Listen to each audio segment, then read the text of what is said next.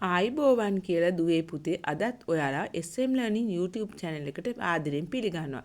දෙක ශ්‍රේණිය සිංහල විසර්ගය හඳුන්වා දෙන්නයි සූදානම් වන්නේ. විසර්ගයේ යෙදෙන වචන අපි කියවමු බලන්න.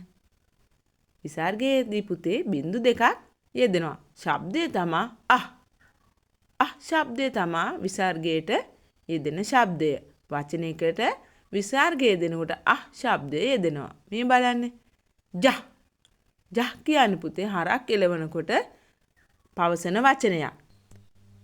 ඊළඟට බලමු ඉංජු කියන්නේ බල්ලන්ට අඬ ගැසෙන විට පවසන වචනයක්. ශබ්ද ගන්න බලන්න. ඉංජු.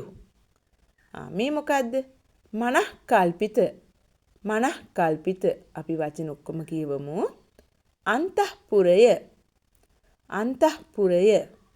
hina වෙන්නේ කොහමද? හා.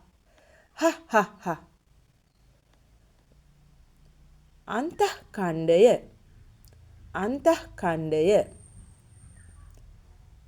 අන්තଃප්ලාස්මය.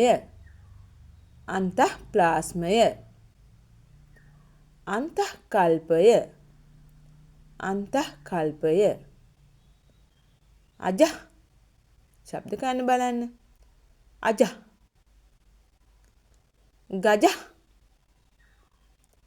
ගජ.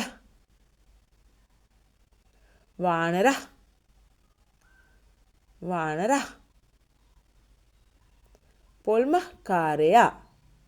පොල්මකාරයා. නම. එහෙනම් පුතේ අපේ channel එක subscribe කරලා bell icon එකත් click කරලා යන්න අමතක කරන්න එපා. ඔබට සුබ දවසක් වේවා.